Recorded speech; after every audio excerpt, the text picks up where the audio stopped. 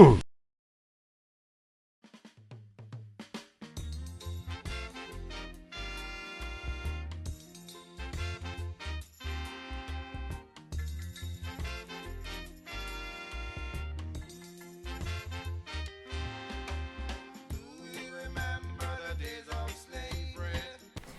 à tous et à toutes. On va démarrer le cycle de la formation d'aujourd'hui qui s'appelle l'invention de la race blanche. À savoir que nous-mêmes, on avait communiqué, et je tenais à le dire parce que des gens s'en avaient suivi, on avait, sans faire exprès, marqué l'intention de la race blanche. Et en fait, c'était bien l'invention, c'est-à-dire, comme on est un peu feignant et que, les nouveaux appareils vous proposent instantanément des mots automatiques, on l'a sélectionné sans s'en rendre compte. Donc voilà, donc c'est bien, la thématique d'aujourd'hui, c'est bien l'invention de la race blanche. Donc voilà nos intervenants du jour qui vont nous donner leur point de vue sur la question. Et nous, effectivement, il y a un cycle de formation qui se fait avec des dates qui sont annoncées à l'avance. C'est-à-dire ce cycle de formation, on le fait le PIR en collaboration avec la BAN, donc le PIR, Parti des Indigènes de la République, la BAN, Brigade Antinégrophobie. Donc voilà, le but c'est de collaborer ensemble et d'essayer d'élaborer une pensée qui œuvre vers un processus de décolonisation. Et ces formations participent à ce qu'on ait une autre perception que celle établie et généralement véhiculée dans l'appareil médiatique traditionnel ou l'éducation nationale qui aborde parfois ces thèmes, mais dans le sens qui promotionne plutôt ce qu'on a coutume d'appeler la suprématie blanche. Et dans ce cadre-là, on est toujours vu comme inférieur. Et là, le but, c'est pas de renverser l'échelle des valeurs, mais au contraire, puisque sinon ça voudrait dire qu'on deviendrait supérieur, etc. Il est nullement question de cela, mais il est question de parler de conception plus juste des choses et surtout d'avoir conscience que rien n'est fait au hasard et que des choses qu'on prend pour acquises et qu'on a l'habitude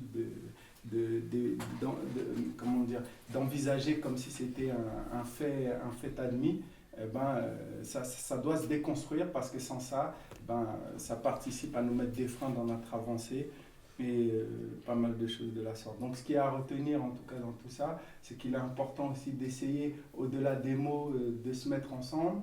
Et voilà, nous, avec notre identité particulière, notre conception particulière, on se retrouve avec le PIR. Si d'autres aussi veulent travailler dans la même dynamique, c'est le moment de s'y atteler.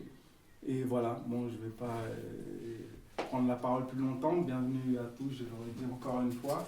Et on va partager ensemble ce moment. Donc c'est qui va commencer Parce qu'on avait dit au Cameroun que je commençais, mais je...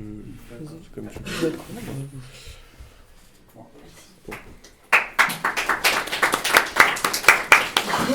Juste une chose, je sais pas qui est ce sac, mais il y a de la musique en fait.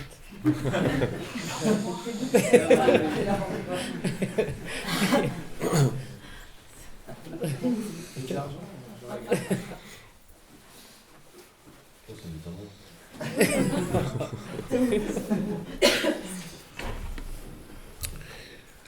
Donc alors, bonjour à tous et à toutes, je remercie évidemment les organisateurs et organisatrices pour nous donner l'occasion d'intervenir sur ce thème qui est très important pour moi, autant pour ceux qui le charrient comme élément de connaissance et comme élément qui me semble important d'avancer dans le débat public et dans le débat théorique aujourd'hui, et autant comme pour son importance politique aujourd'hui, parce que c'est vrai que quand on parle de racisme, je pense que vous y êtes tous et toutes très habitués, on a toujours finalement des réactions ou des interlocuteurs et interlocutrices qui finalement n'ont pas une notion, une compréhension du racisme qui est adéquate pour penser des processus politiques des processus politiques stratégiques, des processus politiques qui remettent en cause la suprématie blanche comme ensemble d'institutions et de discrimination indirecte, comme ensemble de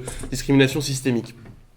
Et ici, donc, comprendre l'invention de la race blanche, c'est se donner aussi les outils pour mieux saisir pourquoi, quand on parle de racisme, il faut l'envisager comme un ensemble d'institutions et comme un ensemble comme des processus qui construisent les fractures raciales, qui construisent du coup les rapports inégalitaires qui font qu'il y a des blancs et des non-blancs. Alors je dis très simplement ici blanc et non-blanc parce que c'est à ce niveau-là de simplicité et de finalement de dualisme que j'interviens ici. Je ne ferai pas de distinction en termes de différentes ethnicités. Il y a avant tout un clivage racial qui est extrêmement important et qui traverse les sociétés occidentales contemporaines et au-delà, et qui est donc un rapport asymétrique de pouvoir où il y a effectivement une domination blanche globale. Et donc, comment comprendre cette domination blanche ? Alors, cette domination, il faudrait évidemment la spécifier selon les pays, selon les régions, qui ont chacune des histoires et des trajectoires différentes. Donc, finalement, je vais essayer d'expliquer pourquoi il faut spécifier les choses et comment il faut comprendre l'émergence de cette domination blanche comme un processus assez sur le long terme et qui s'est joué à des rythmes différents, qui s'est joué dans des lieux très différents et avec des trajectoires différentes.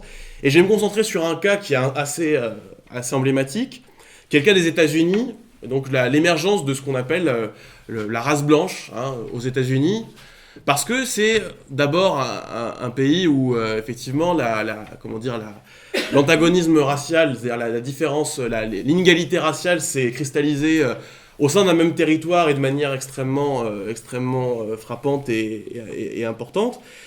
Mais aussi parce que, évidemment, c'est un cas où on peut de manière très précise retrouver le moment où la race blanche, ce qu'on appelle la race blanche, ou les blancs, n'étaient pas envisagés statutairement, c'est-à-dire en termes de privilèges sociaux. Il y avait un moment où les blancs et les noirs n'avaient pas une aussi forte structure, un aussi fort marquage racial, c'est-à-dire une aussi forte distinction de statut, y compris dans la période de l'esclavage. Et c'est ça qui est un peu contre-intuitif, mais qui a été vraiment mis en évidence par de nombreux historiens progressistes, matérialistes, c'est-à-dire qui s'intéressent à ce qui se passe au niveau du travail, au niveau de la production, au niveau des statuts sociaux. C'est ce que tous ces historiens ont pu mettre en évidence. Et donc l'idée, c'est comment ces statuts-là, comment cette distinction-là, cette inégalité-là, a vu le jour et s'est cristallisée, et donc pour quelles raisons, et comment, du coup, à partir de cette expérience-là, on peut comprendre plus largement comment la domination blanche et les raisons de la domination blanche, comment ça se structure et ça se prolonge sur le long terme. Et donc, du coup, comment on peut envisager la lutte, évidemment, contre ce système qui produit une asymétrie de pouvoir et une asymétrie économique entre des groupes marqués racialement, c'est-à-dire entre blancs et non-blancs. Donc l'idée, évidemment, l'idée qui est au départ de ce type d'analyse, c'est évidemment que le racisme tel qu'on le connaît aujourd'hui, avec effectivement un groupe européen, identifié comme blanc en termes de couleur de peau, même si c'est des choses très, très mouvantes, c'est l'idée que ce système racial, qui coexiste avec un certain nombre de valeurs, en France on dit républicaines, mais dans d'autres contextes où c'est pas républicain, on parlera de valeurs libérales, d'égalité, d'égalité en droit, de liberté formelle.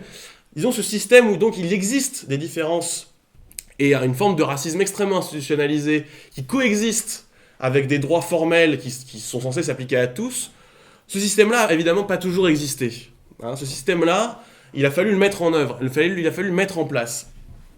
Alors, finalement, quand on veut remonter en gros, d'où vient ce qu'on peut appeler la suprématie européenne, hein, c'est-à-dire l'eurocentrisme tel qu'il se met en place dans l'histoire longue, hein, dans l'histoire longue des populations mondiales. On dit souvent, voilà, il y a en gros cette date symbolique qui est donc 1492, c'est-à-dire la soi-disant découverte des Amériques, c'est-à-dire, et puis plus tard évidemment la conquête et l'exploitation des Amériques, des indigènes, etc.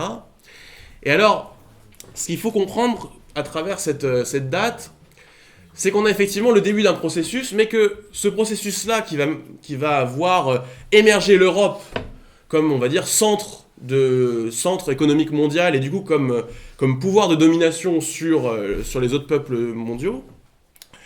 Ce long processus, il faut voir qu'il y a des rythmes très différents et qu'il faut bien comprendre ce qui va déterminer en fait cette suprématie européenne. Et donc ce qui va du coup permettre par la suite la suprématie de la race blanche, entre guillemets évidemment. Il faut voir pourquoi d'abord ce processus de conquête et d'expansion vers les Amériques et ce qu'on va appeler du coup, à l'occasion de cette conquête, ce qu'on va appeler l'esclavage du Nouveau Monde. Pourquoi cette émergence d'une expansion? Qu'est-ce qui détermine en fait ça? Pourquoi les pouvoirs européens ils vont se diriger vers ce qu'on appelle le Nouveau Monde? Il faut d'abord savoir que au XVIe siècle, ce qu'on appelle l'esclavage au sens classique du terme, c'est-à-dire ce qui existait y compris sous l'Empire romain, etc., au sein des peuples européens, c'est quelque chose qui rentrait en déclin. C'est-à-dire que les empires de l'Europe continentale s'appuient sur évidemment sur l'exploitation de la paysannerie, sur un certain nombre sur la domination des seigneurs sur les serfs, etc. Mais si vous voulez, l'esclavage en tant que tel, comme institution, il a été aboli au sein des religions, en fait. C'est-à-dire qu'au sein des chrétiens, on considère qu'on ne peut pas réduire en esclavage un autre chrétien. Donc il y a ce qui va se passer avec la conquête des Amériques, c'est qu'en fait, les Européens vont, pour résoudre en fait pour résoudre un problème qui est lié au fait que les pouvoirs féodaux doivent, si vous voulez, les pouvoirs féodaux, ils reposent sur le fait qu'on prend qu'on prend de la richesse à des paysans installés sur la terre. Mais si vous voulez vous étendre, si vous voulez améliorer en fait les richesses que vous pouvez prélever, vous n'avez pas beaucoup de moyens vous n'avez pas des moyens pour rendre le travail vraiment beaucoup plus efficace, si vous voulez, à la campagne. Vous ne pouvez pas surexploiter les paysans comme aujourd'hui, par exemple, dans les usines, on augmente la productivité. C'est un système qui est complètement différent. Si vous voulez accroître le pouvoir d'une famille, d'une lignée seigneuriale, il faut que vous alliez ailleurs, il faut que vous trouviez des gens à exploiter.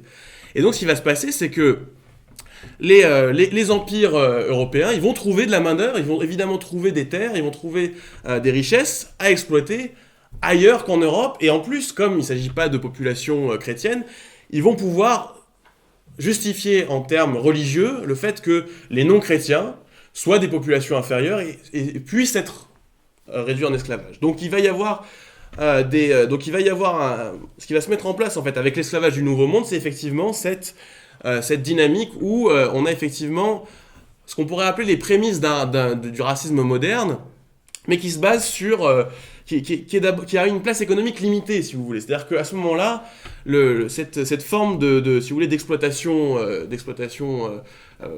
dans l'esclavage qui va se dérouler au Nouveau Monde reste limitée. Et il va y avoir un point de rupture, il va y avoir un tournant dans l'histoire mondiale qui donc va se produire au XVIIe siècle.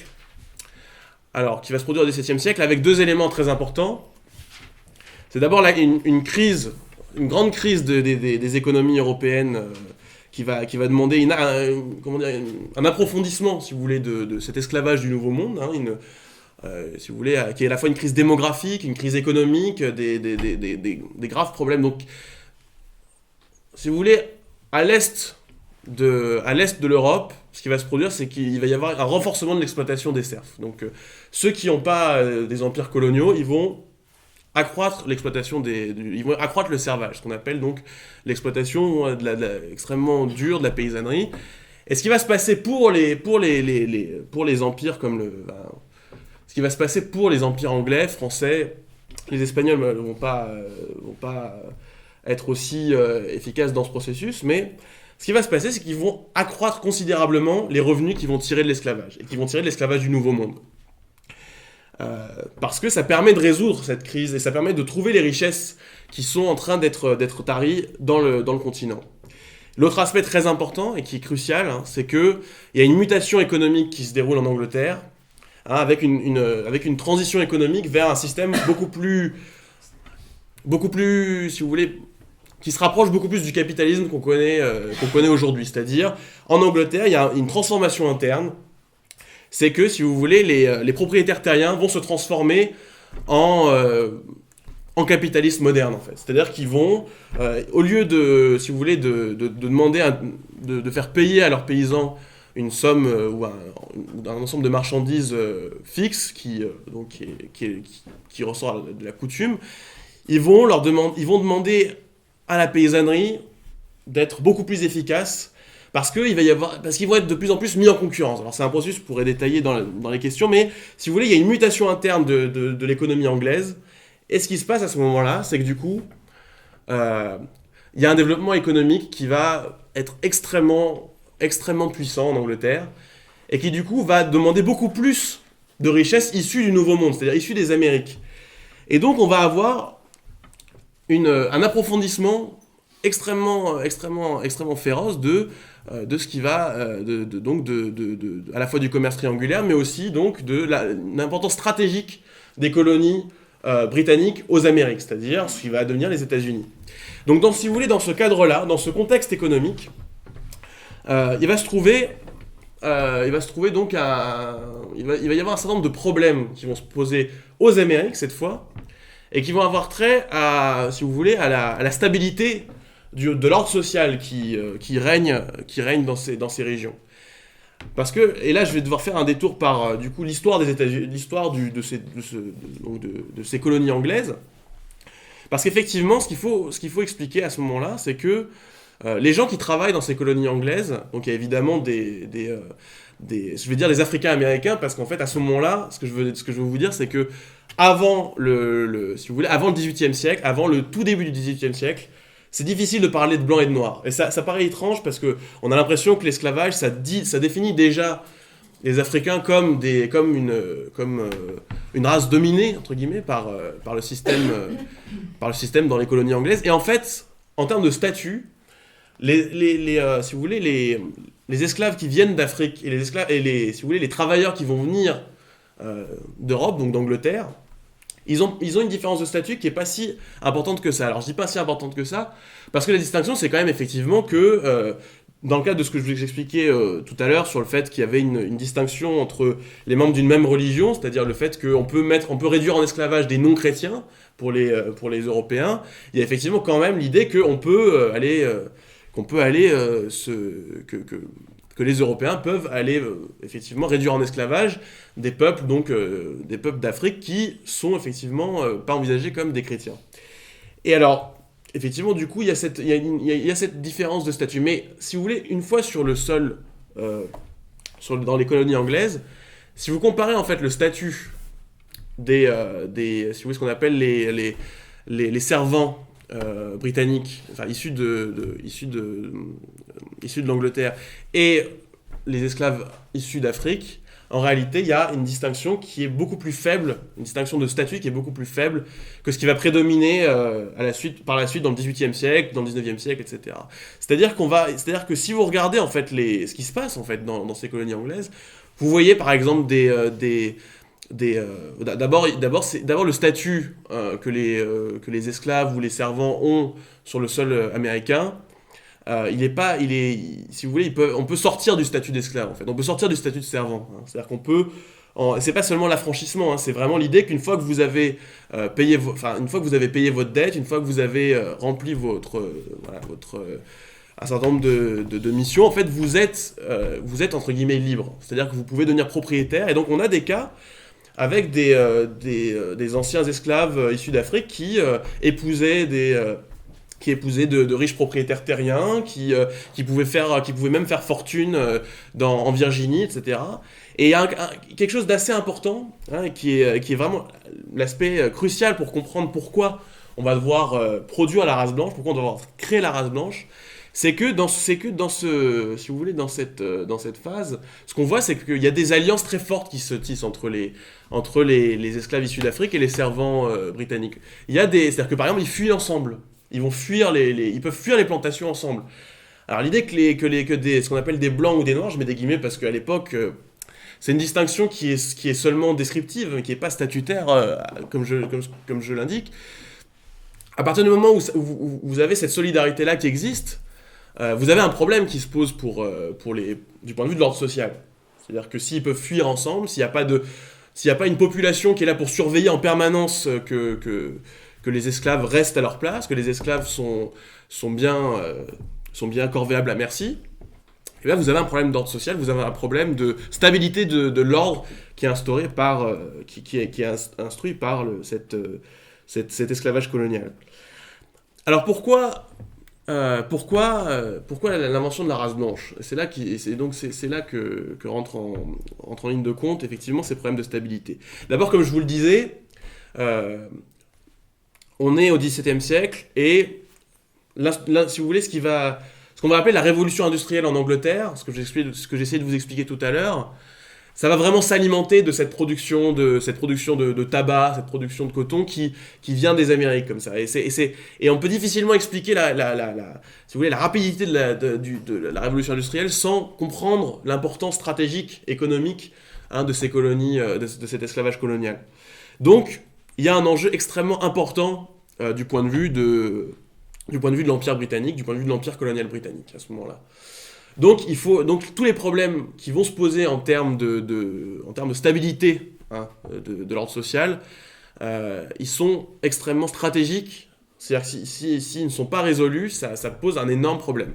Ça pose un problème du point de vue de la production, mais ça pose aussi un problème du point de vue de la stabilité politique. Parce que le problème, c'est que les colons en Amérique sont aussi critiques vis-à-vis de la domination de l'Angleterre.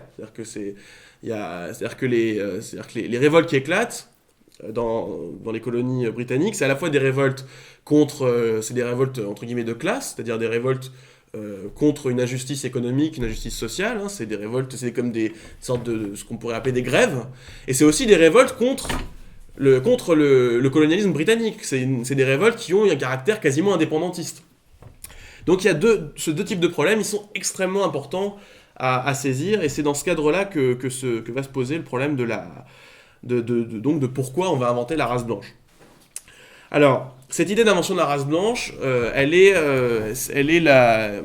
c'est une notion qui a été vraiment... Il y a un travail pionnier en fait, qui est une œuvre vraiment majeure qui n'est pas traduite en français, qui s'appelle The Invention of the White Race, qui est écrit par un historien totalement autodidacte, blanc, américain, qui s'appelle Theodore Allen, qui était un ouvrier des chemins de fer aux États-Unis, qui était communiste, et qui, à un moment donné, s'est donné pour tâche d'expliquer pourquoi, sur une aussi longue période, c'est-à-dire lui, donc Theodore Allen, c'est quelqu'un qui a écrit au XXe siècle, donc à la fin des années 60, début des années 70, c'était un peu c'était un compagnon de route de ce qu'on appelle la nouvelle gauche aux États-Unis.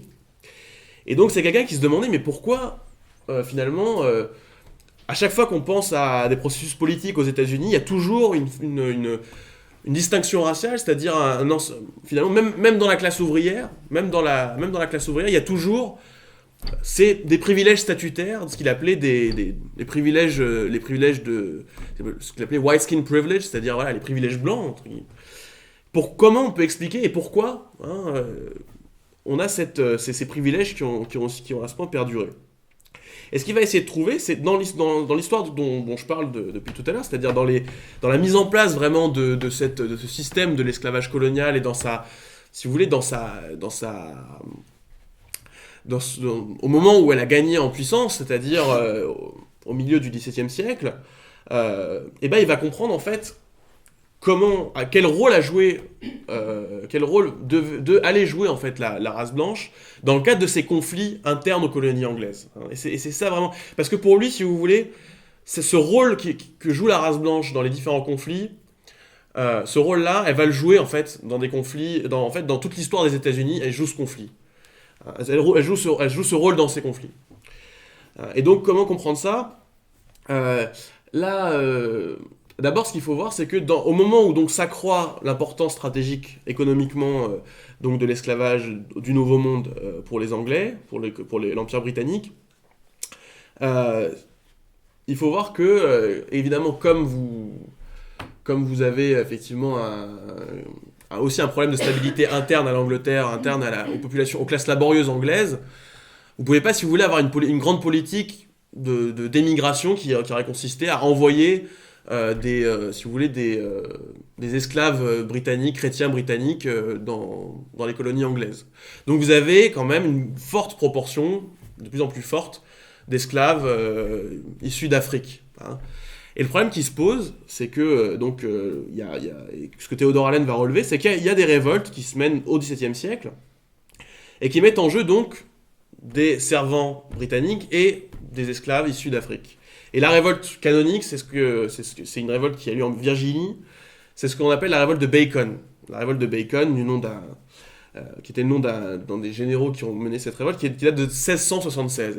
Et pour Theodore Allen, 1676, c'est vraiment une date qui marque un tournant dans l'histoire des colonies anglaises.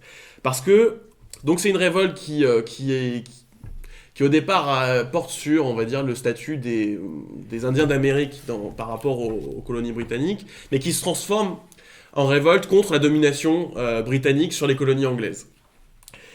Et si vous voulez, cette révolte, pour Theodore Allen, qui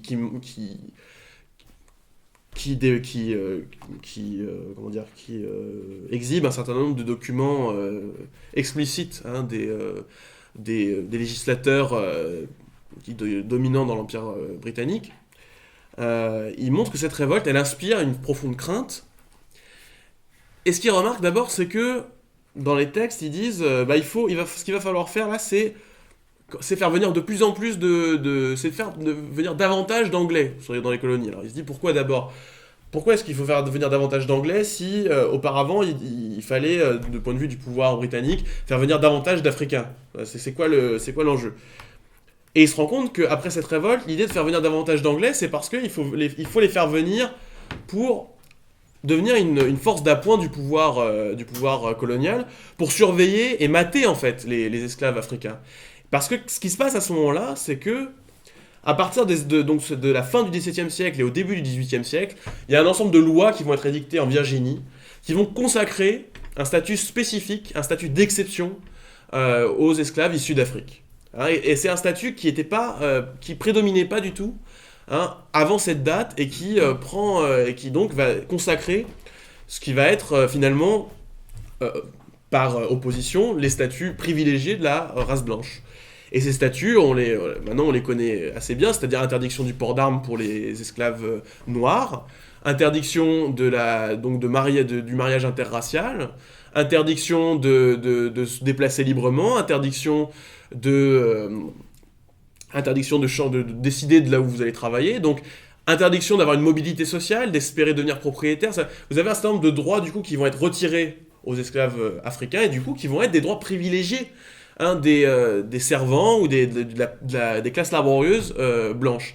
Et ce que ça veut dire, c'est qu'il ne va pas y avoir une amélioration substantielle de la condition économique, strictement économique des serviteurs blancs.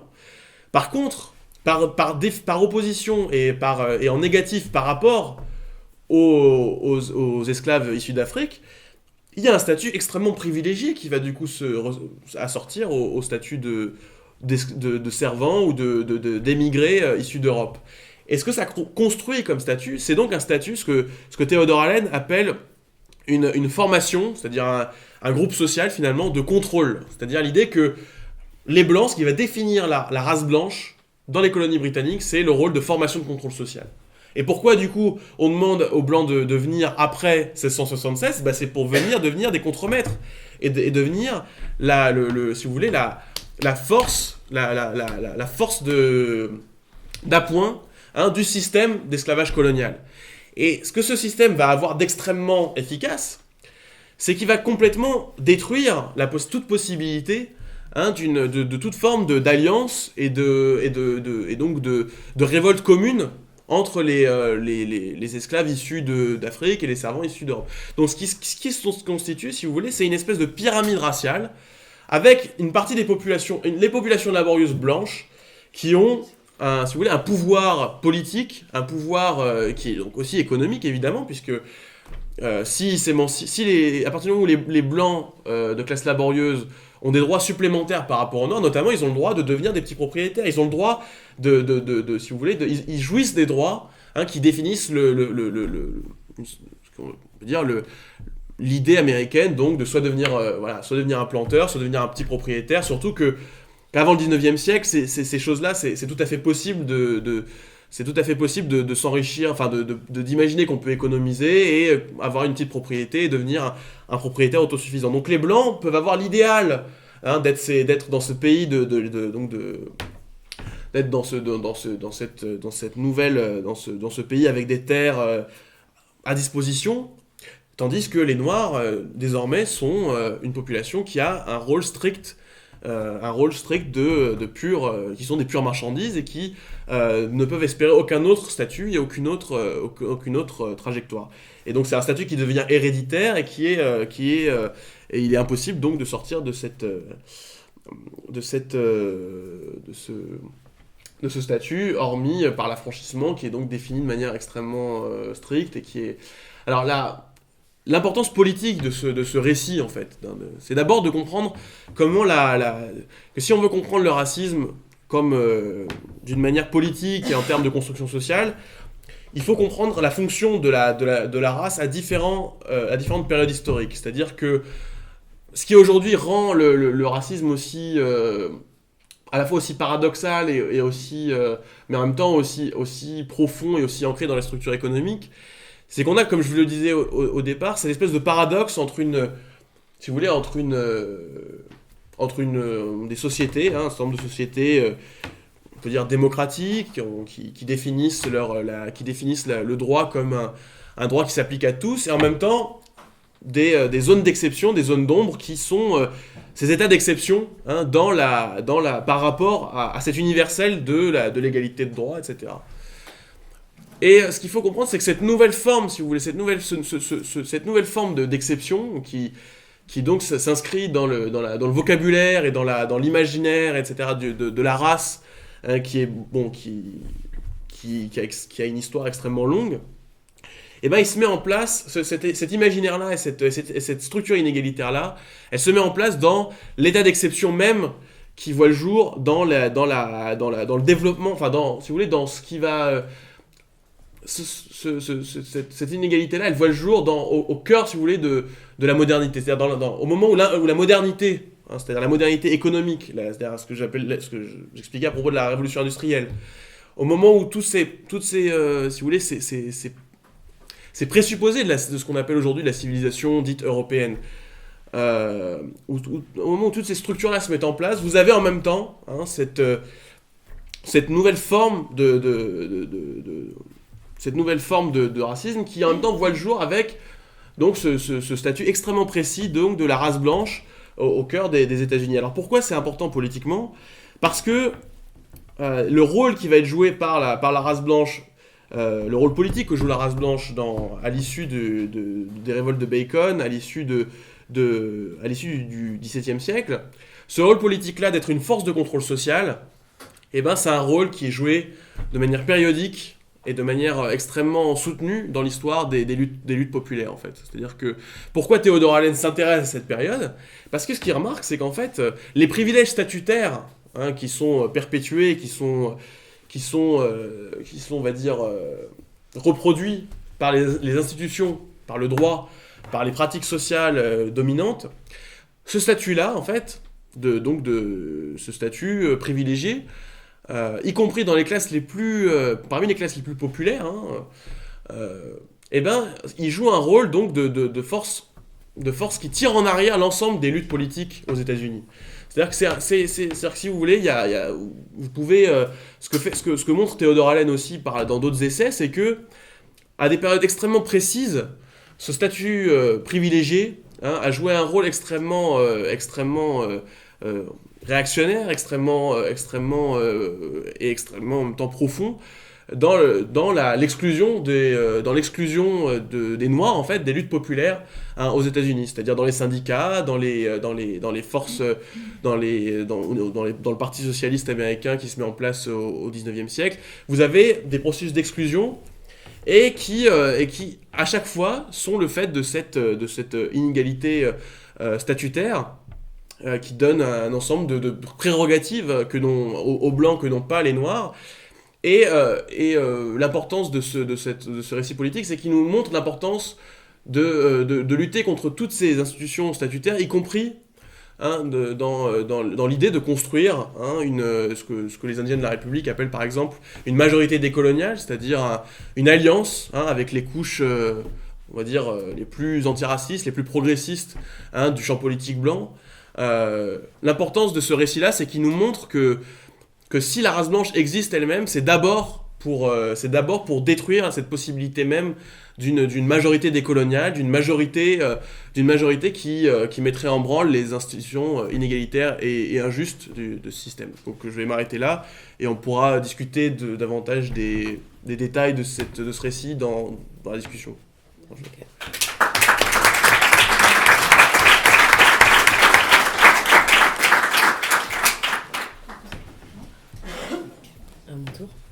Donc bonjour tout le monde.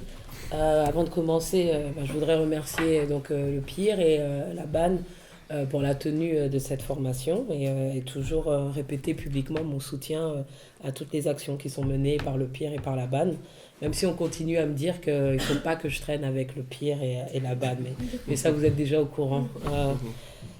C'est pas grave, on parle à beaucoup de gens et je pense que ce qui est important, c'est de continuer à lutter premièrement, de continuer à produire des savoirs et continuer à former.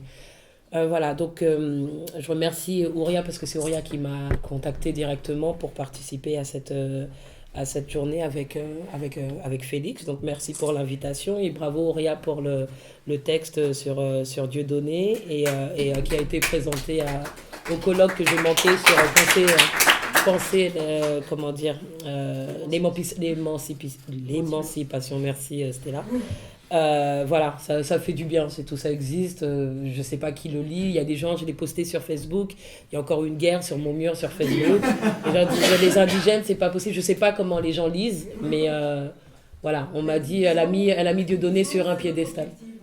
Comment ? La division, c'est D'accord. Donc voilà, là c'était juste un petit mot. Voilà. Donc moi je vais essayer de parler et de partager avec vous quelques pensées que j'ai sur cette invention de la race blanche, qui n'est pas du tout, je préfère le spécifier, qui n'est pas du tout ma spécialité. Je ne suis pas du tout...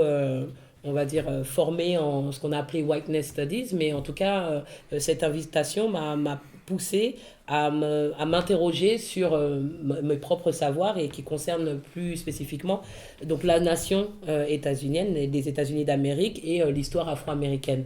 Et donc, je voudrais commencer par dire que donc, d'un point de vue universitaire, lorsqu'on parle de Whiteness Studies, on parle d'une discipline qui est vraiment récente et qui s'appuie donc sur les travaux de Theodore Allen que Félix vient de mentionner. Je vais essayer de ne pas trop répéter ce que Félix a dit parce qu'il nous a donné un bon panorama de l'histoire coloniale britannique et le début de l'histoire américaine. Mais bon, en tout cas, d'un point de vue universitaire, on parle d'une discipline qui est très récente, donc qui s'appuie sur les travaux de Theodore Allen, mais aussi de ceux de Noël Ignatieff. Oui, donc How the Irish Became White, donc il s'intéresse à l'arrivée des immigrés irlandais à la fin du 19e siècle aux États-Unis, enfin à partir de la moitié du 19e siècle, suite à la famine qui avait frappé l'Irlande à cette époque, et aussi les travaux de David Rodiger, par exemple, qui a exploré la notion de privilège blanc dans le contexte américain. Donc quand on parle d'Ignatieff et de Rodiger, on est vraiment dans les années 1990 en vérité, et on parle d'une discipline qui est née en fait, de l'intérêt qui avait été porté par les universitaires et les universitaires qui avaient pu devenir universitaires professionnels à partir de la fin des années 60, c'est-à-dire on est dans la résultante de la lutte pour les mouvements pour les droits civiques des années 50 et 60. Quand on parle des programmes universitaires qui sont consacrés aux minorités ethniques et raciales et aussi de genre, c'est vraiment le résultat des mobilisations donc populaires et des mobilisations menées par les étudiants qui ont mis la pression sur les institutions universitaires pour que celles-ci créent des départements qui s'intéresseraient à ces minorités qui étaient sous-étudiées, pas étudiées du tout, ou qui en tout cas ne représentaient pas jusqu'alors des catégories qui étaient dignes d'intérêt universitaire. Ça ne veut pas dire qu'il n'y avait pas des spécialistes du genre ou des spécialistes des minorités ou des Afro-Américains auparavant. Par exemple, il y a, je ne sais pas si on parle du Bois, W.E.B. Du Bois, ou si on pense à Carter G. Woodson chez les Afro-Américains. Ce sont des sociologues et historiens qui avaient déjà mené des travaux, mais qui avaient du mal à obtenir des positions au sein des universités américaines mainstream. Voilà, c'était leur statut professionnel qui n'était pas reconnu. À partir de la fin des années 60, comme je l'ai dit, en tant que résultat de ce mouvement global social qui a secoué les États-Unis, on a la création de toutes ces disciplines, de tous ces nouveaux départements. Et ensuite seulement, on a quand même une sorte de réflexion qui est, c'est vrai, souvent menée par des intellectuels et par des universitaires blancs qui s'intéressent à l'identité blanche. C'est-à-dire que c'est un peu l'identité qui était un peu toute puissante, mais invisible et qu'on n'avait pas questionnée. On n'avait pas questionné, c'est celle qui arrive en tout dernier lieu quand on avait traité de l'intersectionnalité, par exemple, on avait combiné la race et la classe, mais souvent du point de vue des minoritaires et pas du groupe, en tout cas, qui avait été créé, qui dominait toutes ces minorités. Donc quand on parle de l'invention de cette race blanche, on parle de l'invention de cette race blanche et une étude systématique de cette race blanche. En fait, on est dans un questionnement qui est tout nouveau et qui pousse les intellectuels et les chercheurs à prendre à bras-le-corps et à mélanger un certain nombre de connaissances qui avaient été produites jusqu'alors. Donc là, je vais commencer par revenir sur ce moment, on va dire, moderne pour le monde occidental, et après j'essaierai d'être un peu plus spécifique en parlant des États-Unis d'Amérique. Donc évidemment, Félix l'a mentionné tout à l'heure, le moment clé dans l'histoire qui nous intéresse pour aujourd'hui, c'est l'arrivée des Européens dans les Amériques, dans ce qui était appelé et ce qui était perçu alors comme le Nouveau Monde. Donc on est vraiment dans la perspective européenne, c'était le Nouveau Monde effectivement pour les Européens, c'était pas le Nouveau Monde pour d'autres populations, mais donc cette arrivée, donc 1492, de Christophe Colomb dans les Amériques, c'est le moment où le monde occidental entre dans la période qui est décrite comme moderne. Et cette période qui est décrite comme moderne va de pair avec évidemment la colonisation et l'exploitation donc des Amériques, des ressources des Amériques, la rencontre avec des Européens avec les Amérindiens, mais aussi la rencontre pas la rencontre puisqu'elle était plus ancienne, mais l'exploitation de la main-d'œuvre servile africaine dans le contexte des Amériques. Et c'est ce moment-là, moderne, qui s'appuie sur la traite négrière. On parle entre 12 et 15 millions de personnes qui ont été déplacées entre le continent africain et les Amériques. Donc après, je sais qu'il y a plein de débats, on pourra discuter sur les chiffres, mais en tout cas, il y a un consensus entre 12 et 15 millions d'Africains qui ont été déplacés vers les Amériques pour contribuer à l'exploitation des ressources naturelles des Amériques et contribuer à l'enrichissement des nations européennes et principalement des nations du nord-ouest de l'Europe. Ce moment-là, avec pour appui la traite, donc le commerce des esclaves africains et aussi la mise en place systématique de l'institution de l'esclavage à travers les Amériques, il revêt un caractère novateur, c'est-à-dire que c'est à ce moment-là qu'a commencé effectivement l'invention de cette race blanche, la reconnaissance de cette race blanche et aussi l'invention de cette race noire. Je vais laisser les Amérindiens d'un côté puisqu'ils ont été dépossédés, tués, mais en tout cas au niveau de l'organisation des hiérarchies, qu'elles soient sociales, politiques ou raciales, les deux extrémités de cette hiérarchie étaient les blancs et les noirs. Et en fait, la nouveauté de cette ère moderne, c'est que les Occidentaux ont associé une couleur de peau à un statut social et politique. C'est ça la nouveauté. L'institution de l'esclavage, elle a existé à travers toute l'histoire de l'humanité. Si on repense, je ne sais pas moi, à l'Afrique antique et qu'on repense au royaume de Nubie ou d'Égypte, on avait par exemple des façons de classer les gens et de créer des catégories qui étaient souvent liées au lieu de naissance, par exemple. Si on était égyptien, on était supérieur, c'était une société très ethnocentrée. Si on était né sur le territoire égyptien, on était supérieur, quelle que soit la couleur de peau. Si on était né ailleurs, là, on avait le statut d'être inférieur. Dans les empires l'empire gréco-romain, c'était exactement la même chose. Il y avait des esclaves qui pouvaient être africains ou ne pas être africains. Félix a parlé de l'exploitation des serfs. Enfin, bon, on a eu...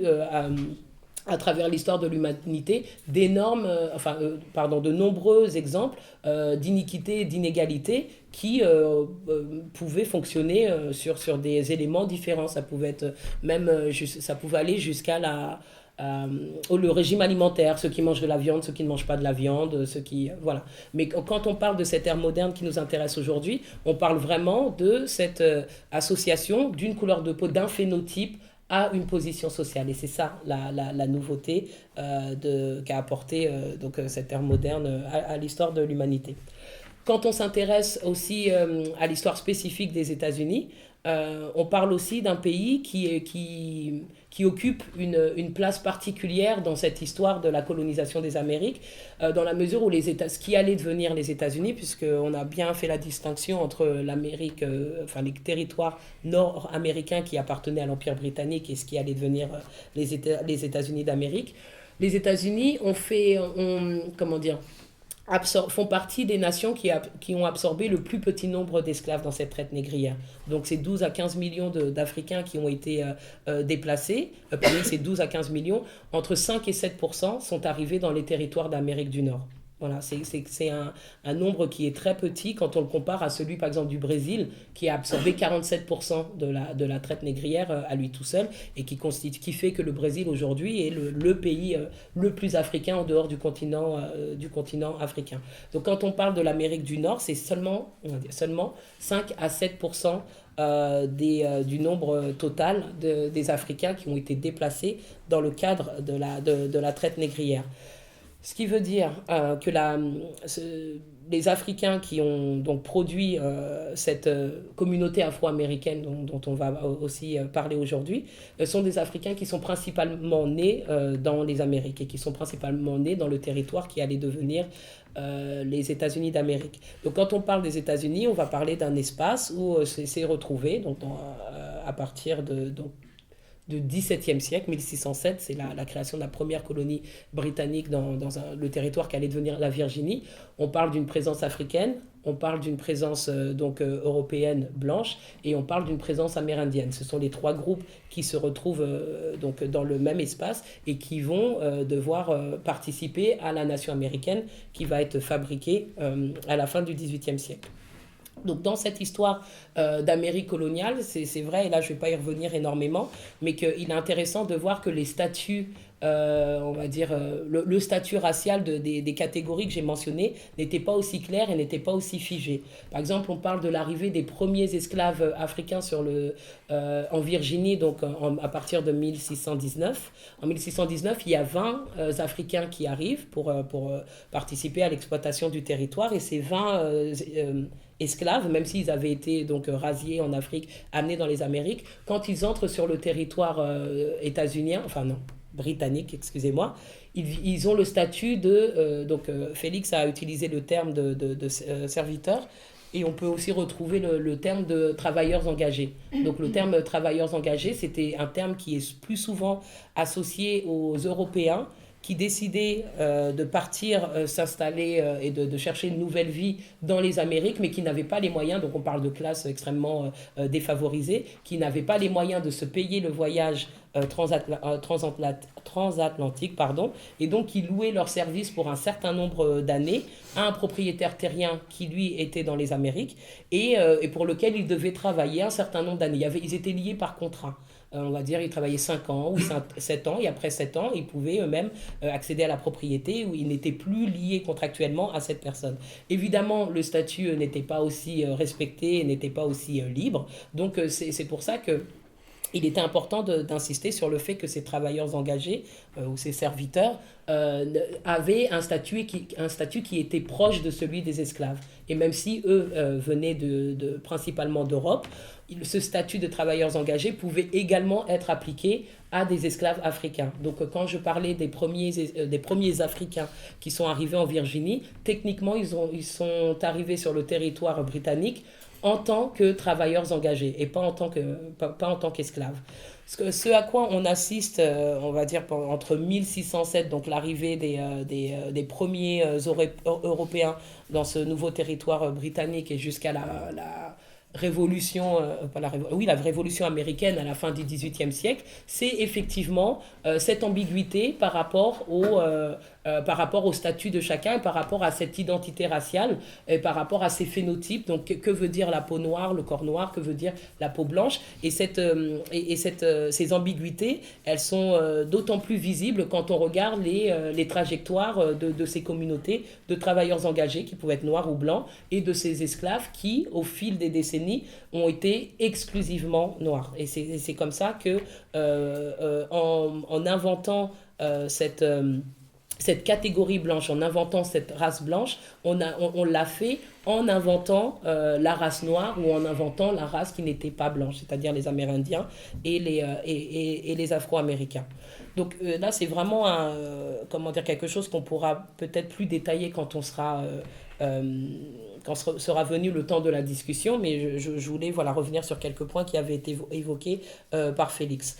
Quand on arrive au moment de la Révolution américaine, au moment où se trouvent sur ce territoire nord-américain, donc des Amérindiens, des travailleurs engagés noirs ou blancs, des esclaves qui sont noirs, arrive on va dire la construction de cette nation américaine, de cet État-nation américain avec le vote et donc la discussion autour des institutions politiques à mettre en place, la répartition des pouvoirs et donc quand on regarde donc la convention constitutionnelle, il y a la déclaration d'indépendance, la guerre qui est gagnée contre l'Angleterre et tout ça, donc quand on passe à la convention constitutionnelle de 1787, là se décident là ont lieu les grandes discussions aux États-Unis parmi donc les puissants, parmi les délégués des 13 nations, des 13 États fondateurs des États-Unis.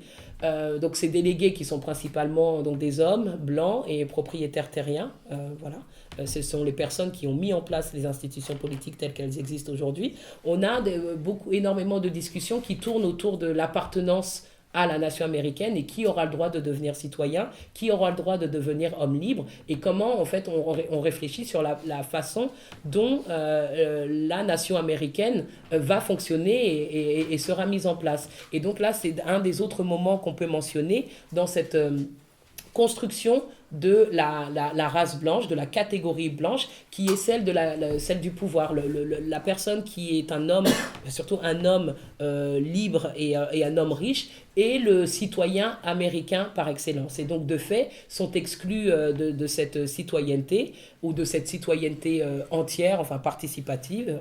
Les femmes, pour commencer, les femmes, qu'elles soient blanches ou noires, mais évidemment, donc les Amérindiens qui sont encore reconnus comme des nations qui existent, parce que les premières institutions politiques reconnaissaient la suprématie et la en tout cas territoriale de certains territoires des États-Unis qui étaient occupés par, je sais pas moi, la nation Cherokee ou n'importe quel autre groupe qui existait à l'époque et avec lesquels les États-Unis passaient des traités. ce qui va être complètement différent au 19e siècle. Donc sont exclus les Amérindiens, qui sont des étrangers et qui sont les représentants de nations étrangères, les femmes évidemment, les Blancs qui ne sont pas libres et qui ne sont pas riches, donc qui ne peuvent pas voter, et évidemment les esclaves qui sont donc même comptabilisés, pour revenir à un des compromis qui avait été trouvé pendant la négociation de la création des institutions politiques, qui sont comptés par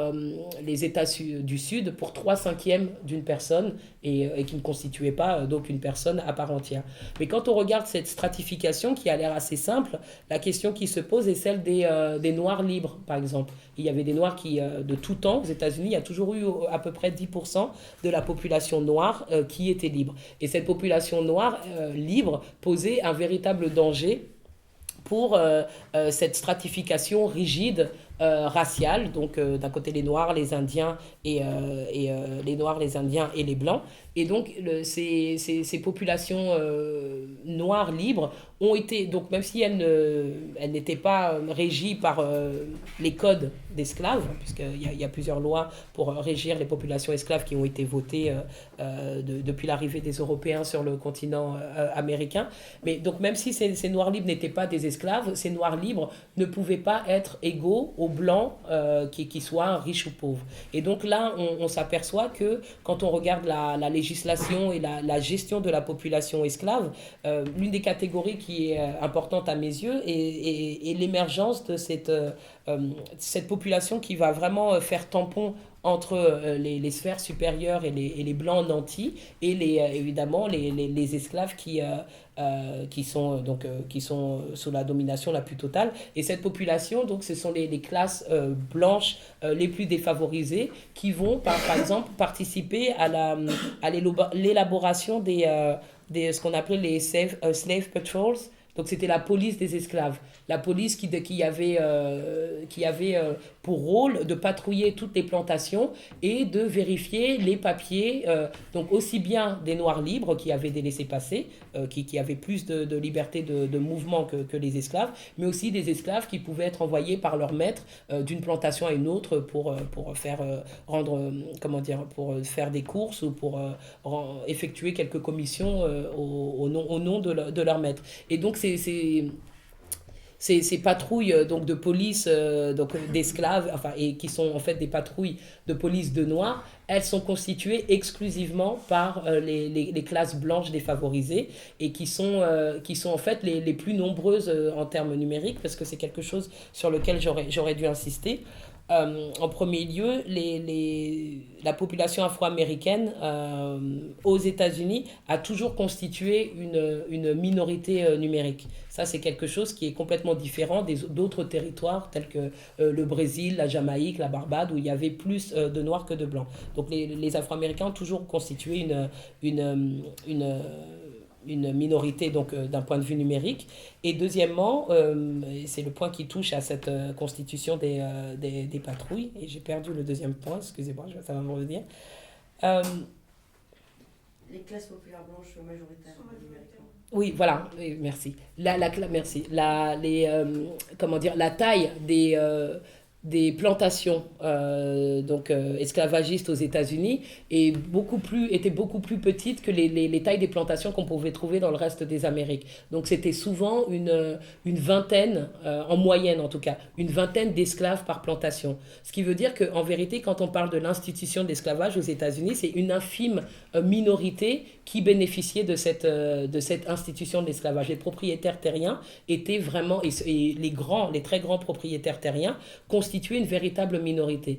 Et même si on peut s'interroger sur cette organisation, on s'aperçoit qu'en fait, ce qui a compté, ce qui a régi les relations raciales entre les différentes communautés aux États-Unis, c'est justement cette économie raciale. Pas une économie raciale qui reposait sur, on va dire, une majorité de Blancs qui étaient propriétaires terriens et propriétaires d'esclaves, mais en vérité, une minorité de Blancs riches propriétaires terriens qui a réussi à mettre en place donc ces catégorisations qu'on vient de décrire et qui ont bénéficié également aux blancs qui n'étaient pas propriétaires. Et la plupart des blancs n'étaient pas propriétaires ni de terre, ni d'esclaves. Voilà, et ça, c'est l'une des spécificités qui est propre à l'organisation des États-Unis.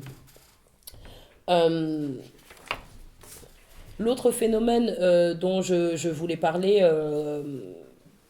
qui touche donc à mes propres réflexions sur cette invention de la race, c'est peut-être la notion de performance de l'identité raciale. Alors je ne sais pas s'il y a un autre mot qui est plus approprié donc en français, mais je fais référence au terme performance en anglais, donc c'est-à-dire jouer le rôle social, mais aussi quand on jouait ce rôle social du blanc ou du noir. C'est un phénomène qui me paraît visible et qui me paraît important quand on traite des phénomènes, deux phénomènes, toute la tradition des minstrel shows aux États-Unis, vous savez, cette forme théâtrale où les acteurs se griment le visage et jouent une pièce de théâtre qui met en scène vraiment ces identités sociales et donc raciales évidemment, mais sociales et politiques telles qu'elles existent aux États-Unis. Donc cette tradition du minstrel show, elle est vraiment très intéressante parce que on s'aperçoit que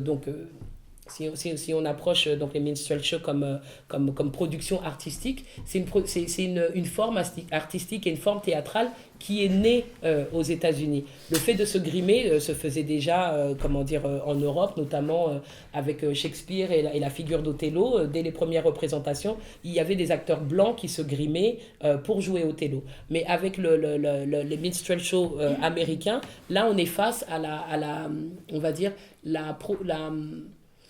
production, l'art théâtral, très indigène aux États-Unis. C'est-à-dire que cette tradition de se grimer le visage pour jouer un personnage qui est ancré très fortement dans une communauté, et souvent c'est les Noirs et les Blancs qui sont mis en scène, et c'est pas tellement les Indiens, c'est ce que les États-Unis ont produit. Cet art théâtral est né, a puisé ses racines dans la terre américaine et est à mes yeux, à partir des années 1830, est vraiment le reflet du poids qu'avaient ces inventions raciales qu'on a mentionnées sur la psyché américaine et sur la façon d'appréhender le monde. Et quand je parlais de la question de la performance, c'est-à-dire que sur scène, aux yeux de tous, puisque les minstrel shows, c'était vraiment le populaire, c'est l'art théâtral populaire par excellence, noir et blanc, de manière, on va dire, un peu plus visible, un peu plus évidente, en se maquillant, puisque même un noir qui joue un noir devait porter du noir, mettait en scène aux yeux de tous l'organisation socio-raciale qui avait été créée depuis l'arrivée des premiers Européens aux États-Unis et qui avait été confortée par la mise en place de cette nation américaine. Donc je pense que c'est un moment des années 1830 au début du XXe siècle où là commence un peu à disparaître cette tradition du minstrel show. On a vraiment vraiment cette preuve, cette démonstration que on parle en vérité d'une sorte de rôle à jouer, d'un rôle à jouer social, et un rôle à jouer qui est censé être spécifique aux catégories noires et blanches. Et le deuxième élément auquel je voudrais associer les minstrel shows, c'est le phénomène qui s'appelle de passing aux États-Unis. Donc je ne sais pas si vous êtes familier avec le terme. Le passing, c'est un terme qui fait référence à des Noirs très clairs de peau aux États-Unis qui parvenaient à se faire passer pour des Blancs et qui avaient des trajectoires individuelles qui donc évidemment étaient mêlées de subterfuges et qui essayaient parce que grâce ou à cause de leur apparence physique, parvenait à infiltrer des classes supérieures, des classes blanches et supérieures, et à essayer de se créer de nouvelles généalogies dans ces classes supérieures. Et donc le phénomène de passing est quelque chose que l'on retrouve à travers toute l'histoire des États-Unis et qui a donné lieu souvent à des livres et à des romans où on évoque souvent les drames que pouvait créer ce genre de situation au moment où ça concernait concernait les femmes en particulier, où quand ces femmes parvenaient à contracter donc des mariages avec des personnes, avec des hommes blancs de bonne famille, avec beaucoup d'argent, le moment de vérité pouvait être le moment de la grossesse et de l'accouchement. De quelle couleur serait l'enfant? Comment, est-ce que les gènes noirs allaient ressortir ou pas? Enfin voilà. Donc, mais ce phénomène de passing, il est également très important parce que je pense qu'il touche à la fragilité de ces catégories qui ont été créées politiquement, qui ont été créées légalement, puisqu'on a parlé de toute la série de lois qui géraient aussi bien les travailleurs engagés que les esclaves qui avaient un impact sur les possibilités de mouvement, par exemple, la possibilité de porter ou non une arme, la possibilité d'être propriétaire ou non propriétaire, qui régissaient les relations, donc les relations sexuelles et donc les mariages, qui interdisaient les mariages, tout ça pour essayer on va dire, de dompter des choses qui en fait ne sont pas domptables. C'est-à-dire que quand on regarde ce phénomène de passing, on ne sait jamais d'un point de vue génétique qui aura l'apparence d'un blanc, qui aura l'apparence d'un noir. Et quand on regarde toutes ces lois qui ont qui régissaient donc notamment les relations sexuelles et les mariages entre blancs et noirs, ce qu'elles nous indiquent par le nombre, elles étaient toujours réactualisées, c'est que c'est pas que les gens ne se mélangeaient pas, c'est que justement les gens se mélangeaient et qu'il fallait régir tout ça, puisque la génétique, même si on ne l'appelait pas de la sorte à l'époque, la génétique était mystérieuse et on ne savait pas comment tout ça allait, tout ce que cela allait produire dans le futur. Et si on parlait de métissage ou si on parlait de blanc qui n'était plus vraiment blanc ou de noir qui n'était plus vraiment noir, là l'ordre social socio-racial qui avait été mis en place depuis tous ces siècles allait s'effondrer. Ce qui donne lieu, par exemple, à la fin du 19e siècle, à toute cette avec l'abolition de l'esclavage, avec la reconstruction qui n'a pas donné toutes ces promesses dans le Sud, toute cette résurgence de la suprématie blanche, les groupes nationalistes blancs qui agissent tels de véritables terroristes sur la communauté afro-américaine dans le Sud, et principalement autour de la question sexuelle, en fait.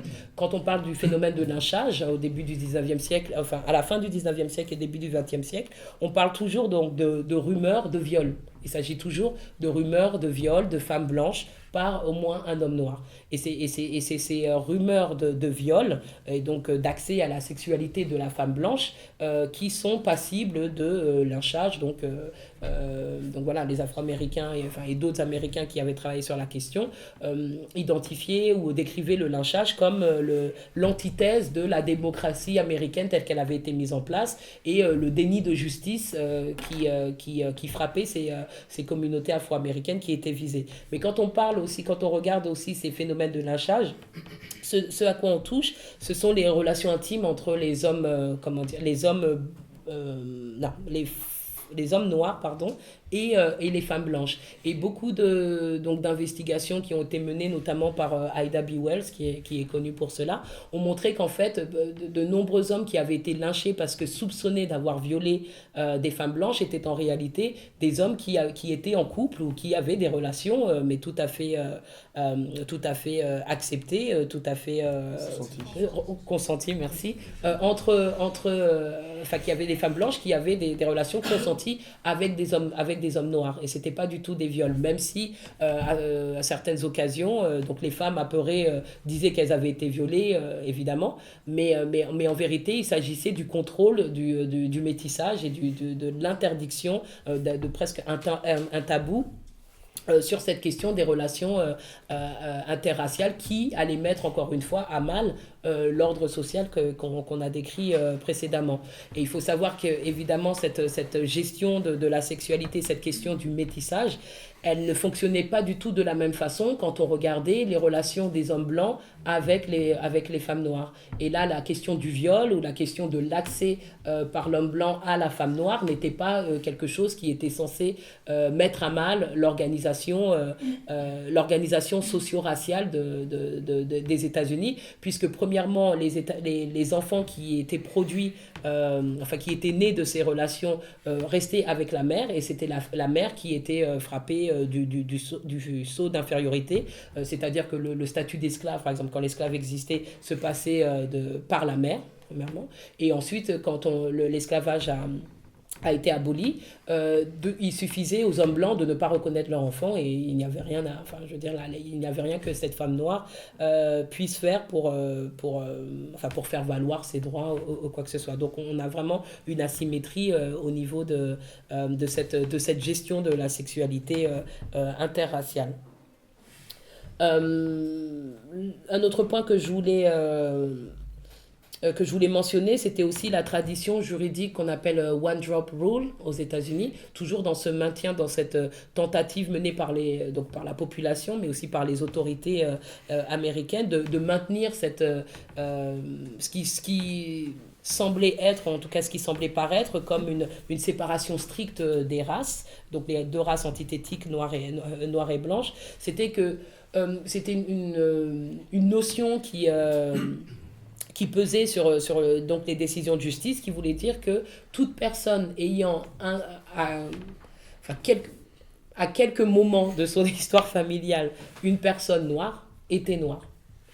Légalement. Donc, toute personne qui, je ne sais pas, au niveau de ses parents, de ses grands-parents, de ses arrière-grands-parents, de ses arrière, tant qu'il y avait du noir dans la famille, la personne était catégorisée juridiquement comme noire. Donc, ce qui a donné lieu aux États-Unis, par exemple, à la production l'apparition d'une communauté afro-américaine plus homogène que dans certains autres territoires des États-Unis, où il y avait, par exemple, chez les Noirs, des Noirs qui étaient clairs de peau, qui avaient toujours des positions sociales un peu plus élevées, et des Noirs qui étaient donc plus noirs de peau et qui occupaient toujours les classes les plus basses. Aux États-Unis, même s'il y a quand même eu